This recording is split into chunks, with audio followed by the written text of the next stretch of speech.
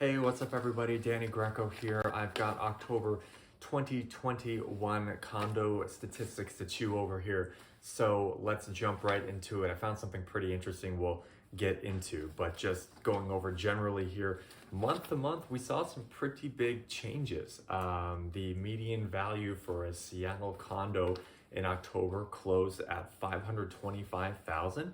That is just about at the peak of what we've been seeing all year. So they've kind of been hovering in that 475 to 525 range, mostly in the 475, 500 range. And closing at 525 was quite a big jump. That was up 20,000 from the month before in September, which was 505,000. The absorption rate is pretty much unchanged. That's at the same level it was. But for a positive side for condo owners, looking at where that number was a year ago in October 2020, it's up about 83%.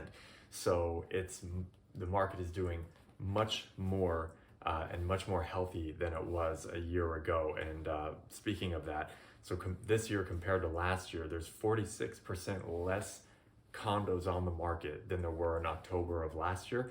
And despite there being 46% less homes on the market, there's 25% more under contract and 4% more that have sold.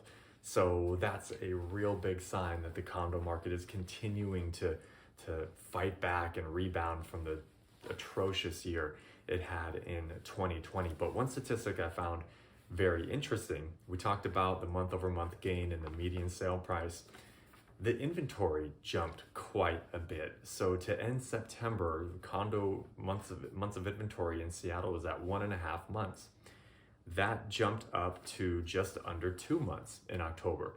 So about a 33% change month over month, which given the time of the year, October, is really kind of interesting because that's the beginning of the fourth quarter, and the fourth quarter is typically a slowdown time of the year. I always say it's like the market kind of starts to go into hibernation before it awakens in the beginning of the year, and we go into the frenzy that we always do.